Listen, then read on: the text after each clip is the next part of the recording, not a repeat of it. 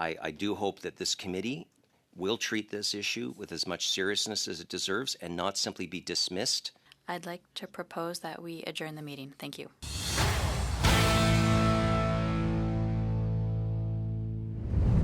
It must be Groundhog Day for Mark Carney as he keeps waking up to more bad news. A new Angus Reid poll shows a massive 8-point drop in the confidence that Canadians have for him to get a deal with Donald Trump. And despite the Prime Minister and his Liberal government telling us for the last 18 months that we don't need the US and we will diversify away from them, they adjourned a meeting again at the Government Operations Committee today where the Conservatives were actually calling on the senior government representatives to explain the lies and the Gordie Howe Bridge side deal itself. The Liberals' excuse to not vote on the motion and adjourn the meeting? Well, apparently now the US is our best friend, and we need them. And if only the Conservatives would recognize how important this Canadian and US trading relationship actually is, and leave Mark Carney alone, all of our problems would just go away. Yes, ladies and gentlemen, we are officially in the Twilight Zone. Let's take a look. So, ladies and gentlemen, we start with the Angus Reid poll. Says, as most Canadians rebuke Trump tariff threat and call for retaliation, confidence in Prime Minister to get a good deal declines. Confidence in Prime Minister Mark Carney and his negotiating team has dropped since the spring. Currently, 2 in 5, or 43%, say they believe Carney can deliver a good deal for Canada, down from half, or 51%, in April. The Prime Minister has faced recent criticism over his handling of trade-adjacent issues, including the cost and revenue-sharing details of the Gordie Howe Bridge. Half are not confident, split between those who say Carney's government is poorly qualified to handle Trump, 26%, and those who say the Trump administration is simply too unpredictable to deal with, which is 24%. So here you have it, ladies and gentlemen. Canadians are finally starting to wake up across the board. They're seeing that Mr. Carney is not the Trump whisperer. They're seeing that he actually isn't the man to handle Donald Trump, and he cannot get any sort of trade deal done with Canada. That's very, very significant, considering where things were in the spring and considering where Mark Carney's messaging was in the last election, both in his Liberal leadership run and for the general election last spring. If Canada reaches a deal, do you trust Trump to stick to its terms? So a massive 75% of Canadians don't trust Donald Trump to stick to his agreements, and only 13% do. Now let's call a spade here, folks. Donald Trump is actually known for reneging on agreements he actually signed in good faith. The fact that he's actually trying to renegotiate the Gordie Howe Bridge agreement that was signed way back in 2012, if this was just an agreement between two companies, you can't do that. But just because he's the president of the United States, it gives him a certain leverage that other countries can't really deal with. He signed trade agreements with Japan and South Korea and some of these other companies or countries and promised that there would be no more additional tariffs. And he just levied additional tariffs. So you actually can't be blamed if you don't trust that Donald Trump is going to honor his agreement, because he hasn't really given people across the world a reason to believe that he will. So this is the issue. Now, this is where Mark Carney's Liberals will probably say, well, see, no one can trust him. Don't care if nobody can trust him. You sold Canadians on the promise that you could get Donald Trump to bend the knee. You could handle him, and you knew how he negotiated. So this isn't about everybody else, Mr. Carney. This is about you. You were the business guy. You were in Trump circles. The reason why Canadians had to elect you was because you could get a deal with Donald Trump. You don't get to say that and broadcast that and criticize Pierre Poilievre and say that he's the guy that can't, I'm the guy that can, and then all of a sudden 18 months later and say, well, I can't get a deal done because nobody can. No. That's not how this works. That means you lied, and now the chickens are coming home to roost. That's what that means. But this is also what this means, is that Canadians are seeing, finally, what is actually going on. Now, let's talk about the Gordie Howe Bridge. So, we all know that Mark Carney lied. because it was reported by Bloomberg, which forced the Canadian media to actually report this. And then the Gordie Howe Bridge Authority itself was actually forced to release the agreement. And then we could see that Mark Carney was lying. Then he blamed a cowboy hat and a Sunday morning in Calgary for him lying. So the Conservatives said, okay, enough is enough. So we want to know why he lied. We want to know what the actual costing models are based on this side agreement. And we want to know, what did you get, if anything? What was offered? What was not offered? And let's see what the process was of actually going through to get this concession that Mark Carney made again without getting anything in return.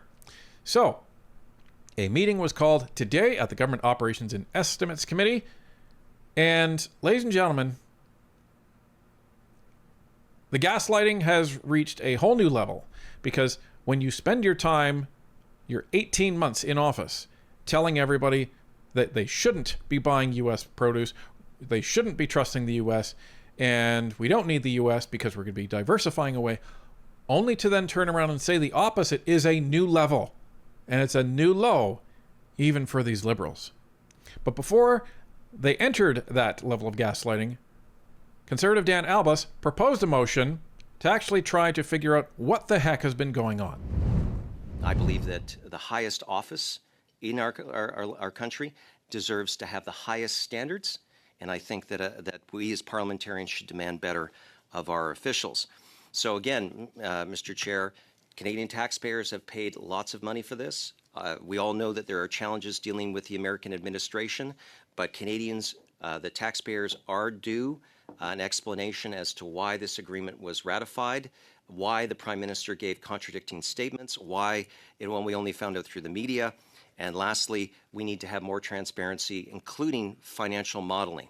And as we've heard from professional economists from across the sphere, there's a National Post story this week that says that the fiscal framework, with so many announcements and so many impacts to the fiscal framework with zero transparency, where even the parliamentary budget officer is having difficulty reconciling what the government makes in announcements and what actually happens.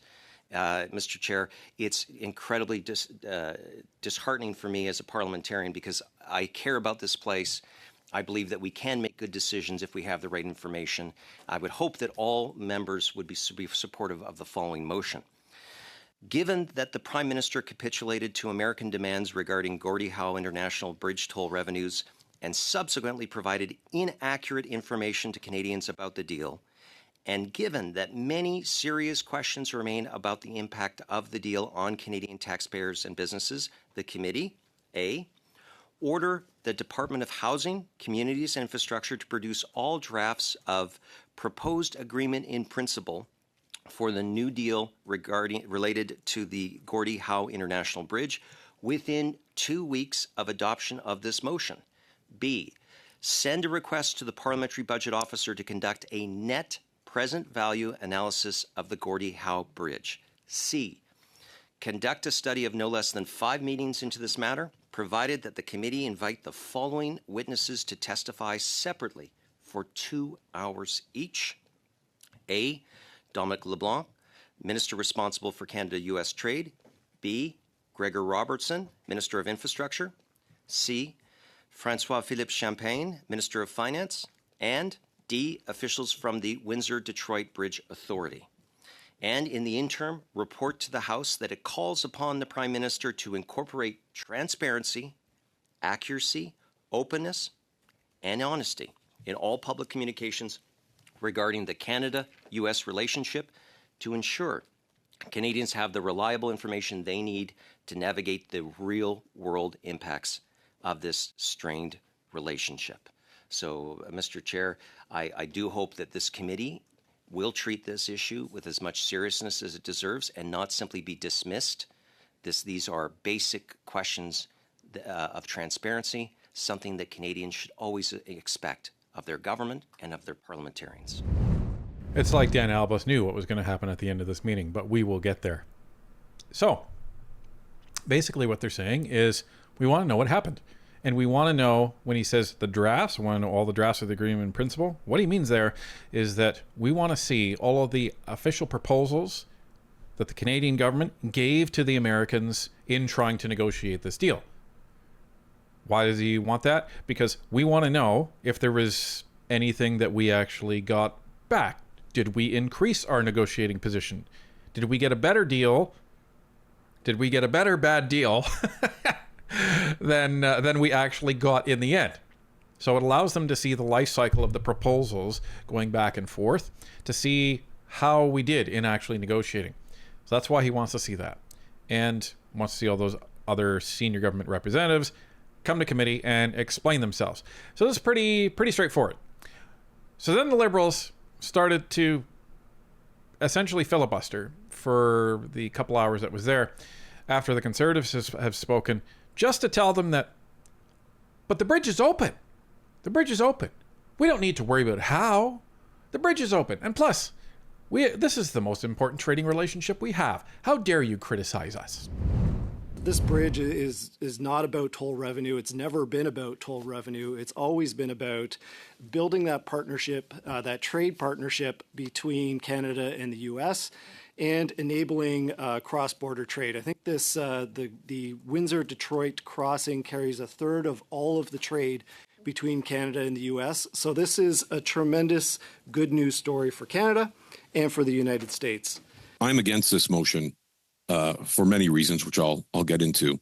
The primary reason is the motion fails to discuss the significant economic benefit to Windsor, the province of Ontario, and the country more broadly. The fact of the matter is, Canada and the United States have the largest trading relationship in the world. Approximately $1.3 trillion in goods and services cross our border every year. The Windsor-Detroit Gateway is the busiest commercial land border crossing between Canada and the United States, carrying approximately 30% of all Canada-US trade. The corridor is one of North America's most critical trade routes and is essential to continental supply chains. You know, the just increase in investment confidence that this certainty brings to businesses and workers on both sides of the border. That is probably the number one thing that we are dealing with right now as a country, as Canadians, is the ongoing uncertainty with the United States. And I think we should all be very proud that getting this bridge opening, finalizing this deal, puts in certainty to this critical trade corridor, and that businesses on both sides of the borders can now have certainty when it comes to that cross-border trade. So this is now a critical trade corridor, folks. And don't worry about the tariffs. The bridge has solved all of our problems. That's basically what they're trying to say here. But it's so frustrating listening to John Paul Danko and Pierre de Gaspora talk like this, because this is what conservatives have been saying for the last 2 years. You can think what you want about Donald Trump, but the United States is our real strategic partner. Sooner or later, Donald Trump's not going to be there. And our relationship that we have with all these American businesses it will be there for decades and decades and decades. We don't trade with Donald Trump. We trade with Americans. And this is the most fruitful and valuable trading relationship on the planet. As much as Mark Carney would like to try to convince you of otherwise, there is not a single country on this planet that would not trade geographical positions with us in a heartbeat. They don't care if Donald Trump's unpredictable. They care about the trillion-dollar economy that is sitting right there. That's what they care about. And there's a lot of other countries out there that are just hoping that Mark Carney does what he says and pulls out from the United States so that they can swoop in. That's why they're sitting there cheering Mark Carney on. Oh, yeah, move away from the United States. Okay, guys, ready? Get ready. Because as soon as Canada exits that market, we're in, and we're not getting out, ever. And that means Canada will never get it back. This is the concern. But now the Liberals are talking about how important this partnership is and how valuable it is and how much money. Like, come on. It's unreal that they just think that we're going to ignore what they've been saying for the last 18 months. But this is the justification. So the Conservatives proposed that motion, and this is all they're saying. But this is how valuable the bridge is. And all the Conservatives are saying, we're not questioning the value that the bridge is bringing. We're questioning the deal that Mark Carney actually signed. What the process was. The different iterations, if there were. And why he lied to Canadians. That's what the motion is aiming to find out. So, now, one of the things that we said that was going to happen is the Conservatives were going to be throwing the NDP a bone here and there because they need NDP support to continue to rise in order to offset what's going on with the support in the Liberal Party. And they threw a bone today. But I do want to start by saying, of course, all of us understand the importance of the Gordie Howe Bridge. All of us in this room know how important it is that this bridge opened. Absolutely, we do. And I want to congratulate all of the workers that built this bridge over the last number of years. What an incredible accomplishment! What an incredible testament to the workers in this country. And of course, I've got to give a shout out to my colleague Brian Massey, who was the member of Parliament who pushed so hard for so long to make sure that this bridge got built. But what we're talking about with this motion is getting the clarity that we require when we as Canadians, as parliamentarians, as opposition members, received information from the Prime Minister that misled the media, that misled Canadians, that was deeply unclear, where people didn't have a good understanding of what the negotiations looked like, what the agreement was. So yes, we all absolutely want to see this bridge open. Every single person, I honestly believe every parliamentarian recognizes the value of this bridge. But Canadians deserve answers. They deserve to know why the Prime Minister misled the media. And Point of order, Chair. I don't think it was misleading. The member is assigning motive to the Prime Minister. It's unparliamentary. That's not a point of order, Mr. Danko. Just all of us be careful, but please go ahead, Ms. McPherson. Thank you very much. You know, it's actually the fact that the Prime Minister gave the wrong information and said it was because he had a cowboy hat on. And as an Albertan, I spend an awful lot of time every year at Stampede. And I hope that the hat on my head does not influence my ability to share information accurately. So that's Heather McPherson agreeing wholeheartedly with the other opposition members. The Bloc, Conservatives, and NDP, they're all on side with this motion. Now, the NDP doesn't get a vote just because they're not a recognized party and they're not a recognized committee member, but they're all on the same side when it comes to this. So she also said he misled Canadians and he wasn't accurate. And then, of course, John Paul Danko tries to jump in and defend the Prime Minister. Well, it was a fact. He lied to Canadians. That's out there. He even admitted he lied. Oh, well, it was a cowboy hat. So what are you defending? It's unparliamentary for parliamentarians to actually call out facts when they see them. Got it. Coming from a Liberal, I'm not surprised you said that. But now we get to the end, folks. This is what happened at the end of committee. The motion and the amendment were obviously there so that the government could have some comfort. This was written, the whole motion, including the amendment, was written to give members of the Liberal Party a little bit of comfort. Now, it may be cold comfort, but it still was comfort that they could have something where they could talk about. They obviously are opposed to any scrutiny whatsoever when it comes to this deal. To me, that says right away that there's something wrong here. They've known it from the beginning of it. The fact that they wouldn't mention or speak to the motion or rarely even the amendment itself just shows that they are opposed. So I just would encourage all members, vote. I would encourage you to vote for it, but let's just get to a vote. Let's let democracy happen here. Let's let our constituents know whether or not we are with them and transparency in doing our jobs, or that will just to be cynical about it and vote against it because you want to cover for the government.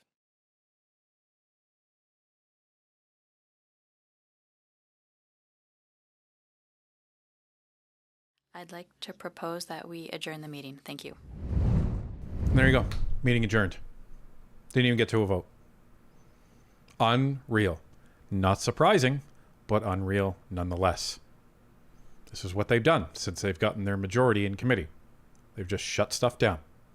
Now, the interesting thing is for about 3/4 of that meeting, the Liberals were accusing the Conservatives of not recognizing, the value that the bridge brings, and that the motion doesn't even address that. So Melissa Lansman did partway through is she actually introduced an amendment that said, fine, we'll throw an amendment on there that opens the floor to actually talking about the value that the bridge brings, in addition to everything else. So they satisfied the concern of the Liberals, and they still shut down committee. But, ladies and gentlemen, they're not going to be able to do this forever. Support is starting to slip, and Canadians are starting to become not confident in Mr. Mark Carney and his ability to be the Donald Trump whisperer. And the more they shut down committee and the more concessions that Mark Carney makes, the more Canadians are going to wake up and see that all they've been sold is snake oil.